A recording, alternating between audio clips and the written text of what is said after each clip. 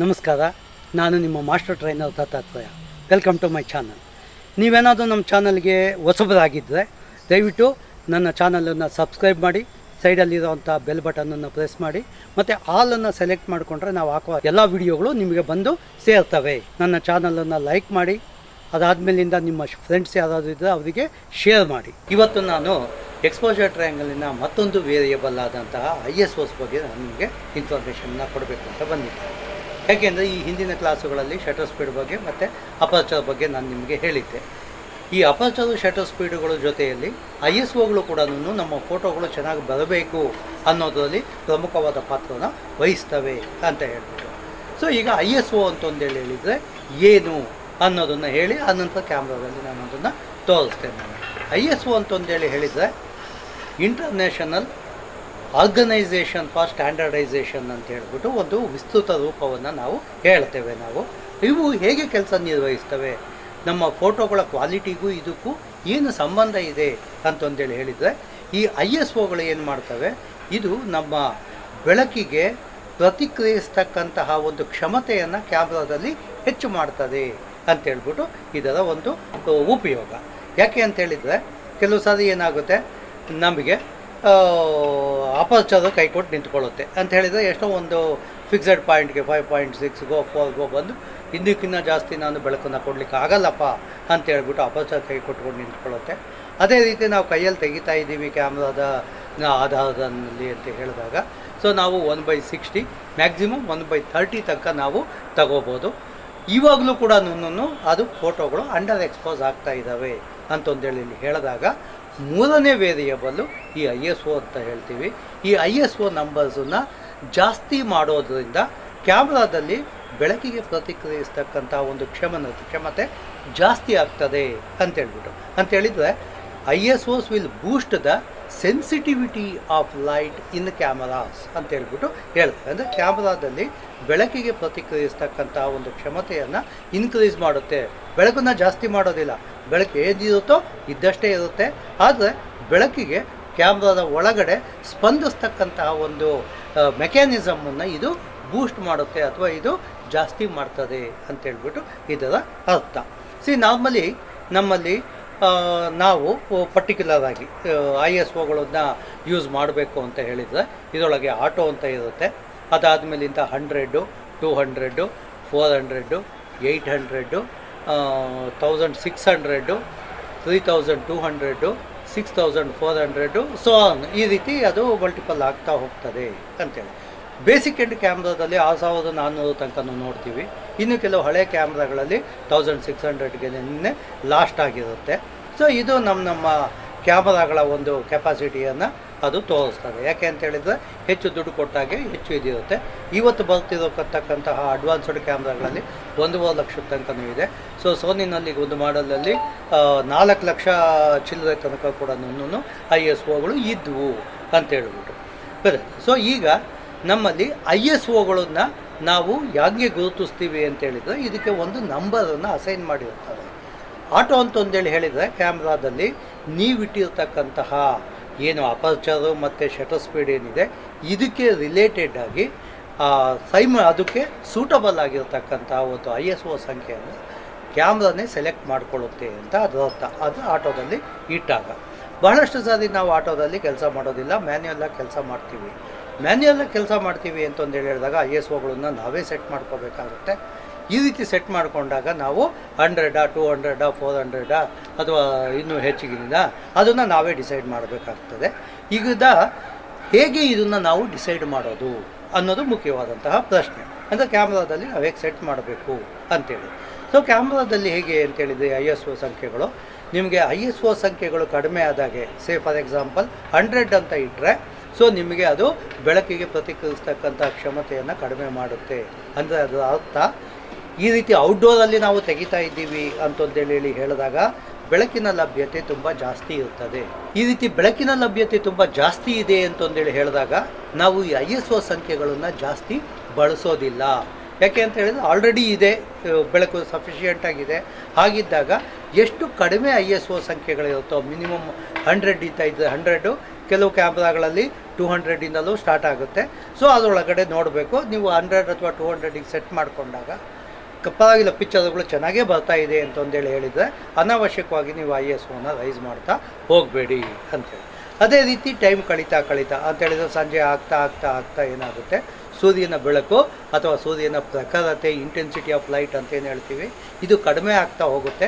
ಈ ರೀತಿ ಕಡಿಮೆ ಆದಾಗೆ ಸೊ ನಾವು ಕ್ಯಾಮ್ರಾದಲ್ಲಿ ಈ ಒಂದು ISO ಸಂಖ್ಯೆಗಳನ್ನು ಜಾಸ್ತಿ ಮಾಡ್ತಾ ಹೋಗ್ತೀವಿ. ಅಂದರೆ ಒಂದು ಒಳ್ಳೆ ಉತ್ತಮವಾದಂತಹ ಬ್ರೈಟ್ ಆಗಿರ್ತಕ್ಕಂಥ ಫೋಟೋ ಬೇಕು ಅಂತಂದೇಳಿ ಹೇಳಿದಾಗ ನಾವು ಈ ISO ಸಂಖ್ಯೆಗಳನ್ನು ಹೆಚ್ಚಿಗೆ ಮಾಡ್ತಾ ಹೋಗ್ತೀವಿ. ಬೆಳಕಿನ ಲಭ್ಯತೆಗೆ ಅನುಗುಣವಾಗಿ ನಾವು ಈ ಒಂದು ಹೆಚ್ಚಿಗೆ ಮಾಡೋದು ಕಡಿಮೆ ಮಾಡೋದನ್ನು ತೀರ್ಮಾನ ಮಾಡಬೇಕು. ಸೊ ಸ್ವಲ್ಪ ಕತ್ಲಾಗ್ತಾ ಇದೆ, ಬೆಳಕು ಕಡಿಮೆ ಆಗ್ತಿದೆ ಅಂತ ಹೇಳಿದಾಗ 200ಗೋ 400ಗೋ 800ಗೋ ನಾವು ಶಿಫ್ಟ್ ಮಾಡ್ತಾ ಹೋಗ್ತೀವಿ. ಅದೇ ರೀತಿ ನಾವು ಇಂಡೋರಲ್ಲಿ ಫೋಟೋ ತೆಗಿತಾ ಇದ್ದೀವಿ ಅಂತಂದೇಳಿ ಹೇಳಿದಾಗ ನಾವು ಬಹಳಷ್ಟು ಆರ್ಟಿಫಿಷಿಯಲ್ ಲೈಟ್ಸನ್ನು ಬಳಸ್ತೀವಿ. ಅಂದರೆ ನ್ಯಾಚುರಲ್ ಲೈಟನ್ನು ನಾವು ಇರೋದಿಲ್ಲ ಅಲ್ಲಿ ಇಂಡೋರಲ್ಲಿ. ಸೊ ಆರ್ಟಿಫಿಷಿಯಲ್ ಲೈಟುಗಳು ಇದೆ ಅಂತಂದೇಳಿ ಹೇಳಿದಾಗ ಸೊ ಸಾಮಾನ್ಯವಾಗಿ ನಾವು ಮಾಡ್ತಕ್ಕಂಥ ಎಲ್ಲ ಡೊಮೆಸ್ಟಿಕ್ ಇವೆಂಟ್ಸು ಅಂತೇಳಿದರೆ ಮದುವೆಗಳು ಅಥವಾ ಗೃಹ ಪ್ರವೇಶಗಳು, ಈ ರೀತಿಯಾದಂಥ ಒಂದು ಕಾರ್ಯಕ್ರಮಗಳಲ್ಲಿ ನಾವು ISO ಸಂಖ್ಯೆಗಳನ್ನು 400ಗೆ ನಾವು ಇಟ್ಕೋತೀವಿ ನಾರ್ಮಲಿ.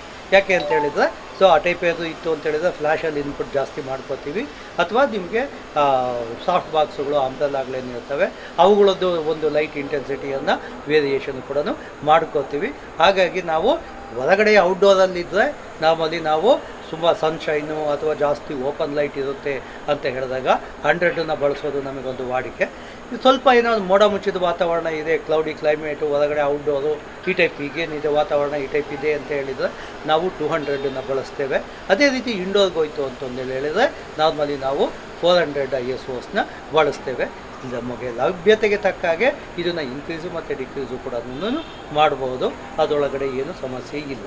ಆದರೆ ISO ಸಂಖ್ಯೆಗಳು ಹೆಚ್ಚಿಗೆ ಆದಾಗೆ ಅಂತೇಳಿದರೆ, ಈಗ ISO ಸಂಖ್ಯೆಗಳು ಇದೆ ಅಂತ ಹೇಳಿಬಿಟ್ಟು ಲಕ್ಷಗಟ್ಟಲೆ ನಾವು ಬಳಸ್ತೀವಿ ಅಂತ ಹೇಳಿದಾಗ ನಮ್ಮ ಕ್ಯಾಮ್ರಾದಲ್ಲಿ ತೆಗೆದಂಥ ಪಿಕ್ಚರ್ಸ್ ಏನಿರ್ತವೆ ಆ ಪಿಕ್ಚರ್ಗಳಲ್ಲಿ ಗ್ರೈನ್ಸ್ ಅಥವಾ ಡಾಟ್ಸ್ ಬರ್ತಾ ಹೋಗುತ್ತೆ. ಇದನ್ನು ನಾವು ಪಿಕ್ಸಲೈಟ್ ಅಂತ ಹೇಳ್ಬಿಟ್ಟು ಹೇಳ್ತೀವಿ. ಅಂದರೆ ಕ್ಯಾಮ್ರಾದಲ್ಲಿ ಬಂದಂಥ ಪಿಕ್ಚರ್ ಏನಿರುತ್ತೆ ಹೈಯರ್ ISOಗಳಲ್ಲಿ, ಆ ಹೈಯರ್ ISOಗಳಲ್ಲಿ ಇರ್ತಕ್ಕಂಥ ಪಿಕ್ಚರ್ಸು ನಾಯ್ಸ್ ಜಾಸ್ತಿ ಇರುತ್ತೆ. ಸೊ ಈಗ ISO ಸಂಖ್ಯೆಗಳನ್ನು ಹೆಚ್ಚಿಗೆ ಮಾಡೋದ್ರಿಂದ ಫೋಟೋಸ್ ಕ್ವಾಲಿಟಿ ಹಾಳಾಗ್ತದೆ, ಹಾಗಾಗಿ ನಮಗೆ ಗ್ರೈನ್ಸ್ ಬರುತ್ತೆ ಅಂತ ಹೇಳ್ಬಿಟ್ಟು ಹೇಳಿದ್ವಿ. ಹಾಗಾಗಿ ಅದು ಎಷ್ಟು ISOಗಳನ್ನು ಬಳಸಬಹುದು ಅಂತ ಅನ್ನೋದನ್ನು ನಾನು ಮುಂದೆ ನಿಮಗೆ ಈ ಮಾಸ್ಟರ್ ಕ್ಲಾಸಸ್ ಅಂತಂದೇಳಿ ಏನು ಹೇಳ್ತೀವಿ ಆ ಮಾಸ್ಟರ್ ಕ್ಲಾಸಸ್ಸಲ್ಲಿ ಹೇಳ್ತೇನೆ. ಅಂದರೆ ಈ ಪ್ರೀ ವೆಡ್ಡಿಂಗ್ ಇರ್ಬೋದು ಅಥವಾ ನೀವು ಮಾಡ್ತಕ್ಕಂಥ ಕ್ಯಾಂಡಿಡ್ ಫೋಟೋಗ್ರಫಿಗಳಿರ್ಬೋದು, ಅದರೊಳಗಡೆ ನಾವು ISOಗಳು ಎಲ್ಲಿ ತನಕ ಹೋಗ್ಬೋದು, ಅದು ಎಷ್ಟೋ ಮಟ್ಟಿಗೆ ನಮಗೆ ಸೇಫ್ ಆಗಿರ್ತಕ್ಕಂಥ ಒಂದು ಸೇಫ್ಟಿ ಝೋನನ್ನು ಎಷ್ಟು ಕಂಪ್ನಿನೋ ನಮಗೆ ಕ್ರಿಯೇಟ್ ಮಾಡಿಕೊಟ್ಟಿರ್ತಾರೆ ಅನ್ನೋದನ್ನು ಆ ಕ್ಲಾಸುಗಳಲ್ಲಿ ಹೇಳ್ತೇನೆ. ಸೊ ಈಗ ಮುಖ್ಯವಾಗಿ ನಾವು ಮಾಡ್ತಕ್ಕಂತಹ ಡೊಮೆಸ್ಟಿಕ್ ಇವೆಂಟ್ಸಲ್ಲಿ ಒಂದು ಬೇಸಿಕ್ ಫೋಟೋಗ್ರಫಿ ಒಳಗಡೆ ಸೊ ನಮಗೆ ISOಗಳನ್ನ ಹೇಗೆ ನಾವು ಸ್ಟ್ಯಾಂಡರ್ಡ್ ಅಂತಂದೇಳಿ ಇಟ್ಕೋತೀವಿ ಅಂತ. ಸೊ ಬೆಳಕಿನ ಲಭ್ಯತೆಗೆ ಅನುಗುಣವಾಗಿ ನಾವು ISOಗಳನ್ನು ಸೆಟ್ ಮಾಡ್ತೀವಿ. ಬೆಳಕು ಔಟ್ಡೋರಲ್ಲಿ ಬಿಸಿಲು ಜಾಸ್ತಿ ಇದೆ, ಬೆಳಕು ಜಾಸ್ತಿ ಇದೆ ಅಂತಂದೇಳಿ ಹೇಳಿದರೆ 100 ISOನನ್ನು, ಸ್ವಲ್ಪ ಮೋಡ ಮುಚ್ಚಿದ ವಾತಾವರಣ ಇದೆ ಅಂದರೆ 200, ಅಥವಾ ಇನ್ನೂ ಸ್ವಲ್ಪ ಜಾಸ್ತಿ ನಿಮಗೆ ಮಳೆಗಾಲ ಅಥವಾ ಈ ಟೈಪ್ ಬಂದಾಗ ಡಾರ್ಕ್ ಕ್ಲೌಡ್ಸ್ ಬರುತ್ತೆ, ಅಂದರೆ ತುಂಬ ದಟ್ಟವಾದ ಕಪ್ಪು ಮೋಡಗಳಿರುತ್ತೆ. ಅಂಥ ಸಂದರ್ಭದಲ್ಲಿ ನಾವು 400 ಬಳಸ್ತೀವಿ ಅಂತಕ್ಕಂಥದ್ದು. ಸೊ ನಮಗೆ ಇರತಕ್ಕಂತಹ ಒಂದು ISOಗಳ ಒಂದು ಇಂಟರ್ನಲ್ ಅಡ್ಜಸ್ಟ್ಮೆಂಟ್ ಅಂತ ಹೇಳ್ಬಿಟ್ಟು ಇದನ್ನು ನಾವು ಹೇಳ್ಬೋದು. ನೋಡಿ, ಇದು ಆಟೋ ಅಂತ ಹೇಳ್ಬಿಟ್ಟು, ಅಂದರೆ ನಾವು ಇದಕ್ಕೆ ಸೆಟ್ ಮಾಡಿದಾಗ ಯಾವುದೇ ರೀತಿಯಾದಂತಹ ಅಡ್ಜಸ್ಟ್ಮೆಂಟುಗಳನ್ನು ನೀವು ಮಾಡುವ ಅವಶ್ಯಕತೆ ಇಲ್ಲ. ಕ್ಯಾಮ್ರಾನೇ ಎಲ್ಲನೂ ಅಡ್ಜಸ್ಟ್ ಮಾಡ್ಕೊಳ್ಳುತ್ತೆ ISO ಎಷ್ಟು ಬೇಕು ಅಂಥೇಳಿ. ಅದಾದಮೇಲಿಂದ ಈ ಕ್ಯಾಮ್ರಾದಲ್ಲಿ ನಮಗೆ 100ಇಂದ ಪ್ರಾರಂಭ ಆಗಿದೆ. 100, 200,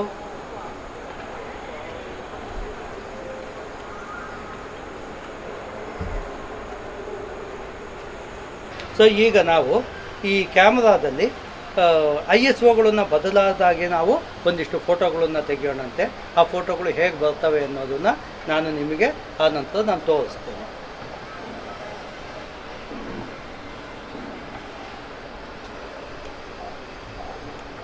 ನೋಡಿ, ಈಗ ನಾನು ಕ್ಯಾಮ್ರಾನ 100ಗೆ ಸೆಟ್ ಮಾಡಿದ್ದೀನಿ.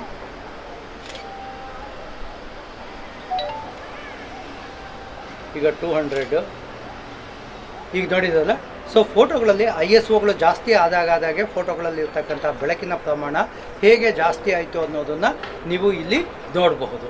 ಇದು 100ಅಲ್ಲಿ ಇಟ್ಟಾಗ ನಿಮಗೆ ಫೋಟೋಗಳು ಈಗಿರುತ್ತೆ 200 400 ಈ ರೀತಿ ನಿಮ್ಮ ಐ ಎಸ್ ಒ ಸಂಖ್ಯೆಗಳು ಜಾಸ್ತಿ ಆದಾಗೆ ನಿಮ್ಮ ಫೋಟೋಗಳಲ್ಲಿ ಇರ್ತಕ್ಕಂಥ ಬ್ರೈಟ್ನೆಸ್ಸು ಜಾಸ್ತಿ ಮತ್ತು ಕಡಿಮೆ ಆಗೋದನ್ನು ನೀವು ನೋಡ್ಬೋದು, ಗಮನಿಸ್ಬೋದು.